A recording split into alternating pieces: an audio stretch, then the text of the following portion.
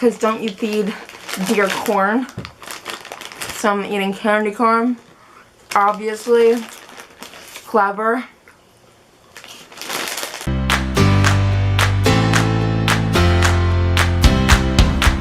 Hey Bookaboos! Happy Halloween! I hope you're having a very endearing day.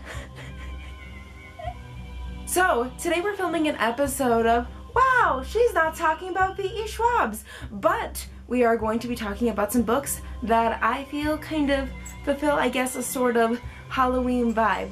So, let's jump into it. So the books I'm going to be talking about today is, I'm not really a big horror person, but I do kind of like some spooky vibes.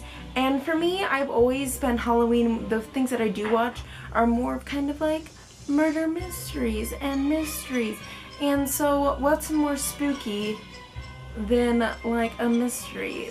So let's get into it. So I have two books I want to talk about, and then a third book that I'll add in at the end because I feel it sort of relates, but it doesn't relate. So the two novels that we're going to be talking about today, and they are standalones, are two by Cherie Priest. Ooh, I should switch them around.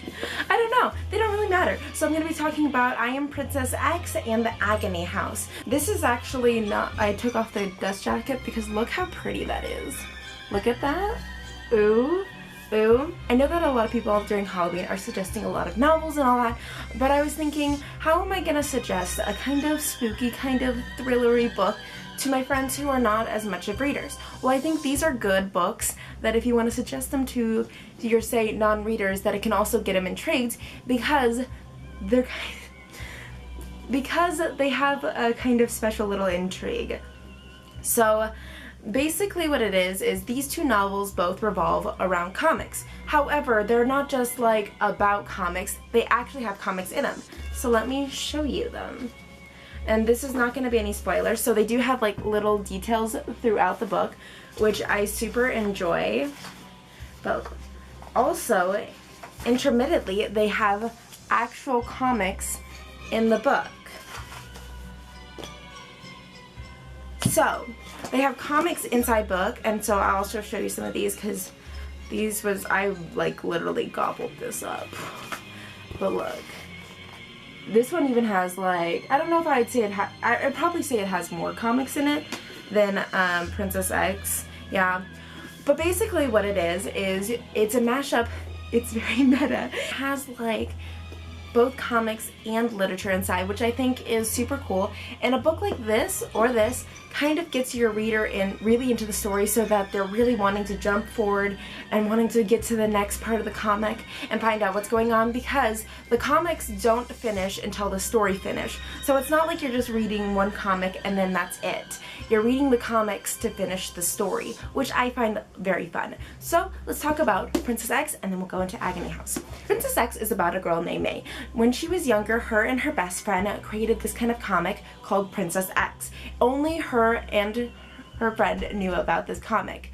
Well, sadly, what happened was her friend and her mom, they died on this like car accident. It's been a minute. So her friend and her mom died on a car accident, leaving it basically the comic unfinished, undone, and when May went back to go get it, it was no longer there, so she kind of just let it go as like child fantasy. So her parents kind of separated and she kind of moved out of town and she completely forgot about it. Well, this summer she moves back into town, but what's interesting is she starts seeing these stickers all around town, which is weird because only her and her friend knew about Princess X. Well, if you follow the sticker, it has an online website that has an online webcomic, and she's super interested, and so she starts following this comic and wondering how deep it goes and why are these comics here, who is publishing them, and it's just a great adventure.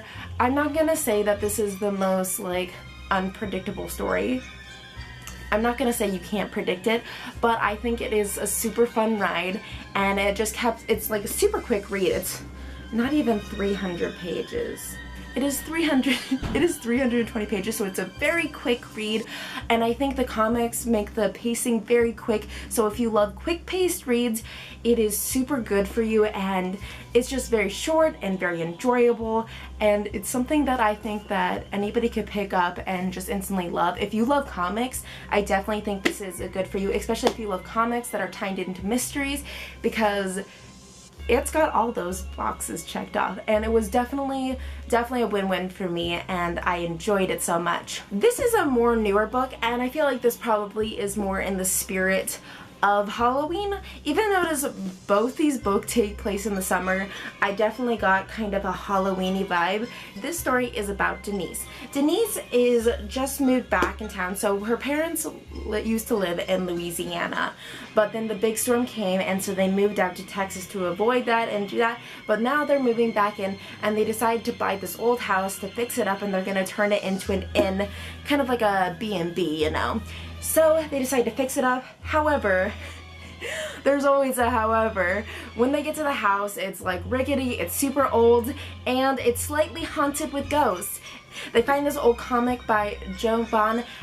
It leads into mystery and intrigue as you follow this girl trying to figure out how this comic relates to her house and the ghosts that are inside of it. So it was definitely an easy read. I read it within 3 days, super quick. This one is a little bit longer, but as I said, the comic portions and even like they do like little text, so that's blue, and it's really detailed, it's super good, but the comic portion is a little bit more heavy in here. They're just longer in here, but super good read, and I highly recommend it. These kind of format of books are starting to become my favorite kind of formats for book, because I think it's really interesting to see how an author can tie both in a comic book aspect also into the literature aspect, and I think they're just fun little like mystery thrillers that kind of are like, ooh, what's gonna happen?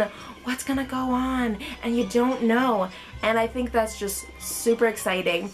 Now the additional one that I said I was gonna mention is because I don't really feel like it's a Halloween one, and if you guys ever want me to do, I kind of want to do a review of it, but I want to reread it again, and I actually don't own this book. I borrowed it from the library, but I remember crying. I remember this made me cry, but it's called The Year of the Beast. And actually, I just found this out recently because I was trying to see if she had any other books with this kind of formatting style. But she's one of the people who do the Lumberjanes. So she's actually worked on, if you've seen the comic, I'll show it right there. If you've seen the comic The Lumberjanes and you like that comic, she kind of has a similar writing in Year of the Beast. Super good. But I didn't mention it, like I don't want to... that's kind of a different story, but the reason why I'm not mentioning it here totally is because it follows kind of the format of switching back and forth between comics and literature, but these kind of more have like a mystery aspect, and that book really honestly needs like a whole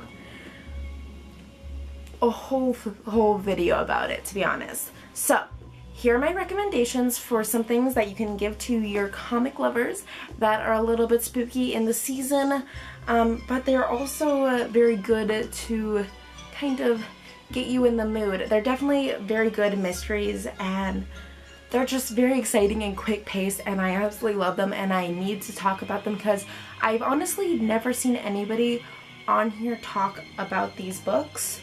If you have talked about this book, please link me your video, talk to me about it, like DM me on Twitter. My Twitter link is down below. I'd love to talk about this. But if you guys know any of these books that also have this, that are actual comics and then switches into literature and goes back and forth and uses the comics as the plot device in kind of a very meta way, I would love to read those. Tell me if you think you might want to read one of these, or if you have read them, what are your thoughts? Do you think that books should only have words and pictures should be outlawed? Tell me what you're thinking. I just would love to know how you feel about this. I hope everyone's having a very spooky Halloween. You're eating that candy and you're living your own dream. So, happy Halloween! I'll see you in the next video. Bye, guys.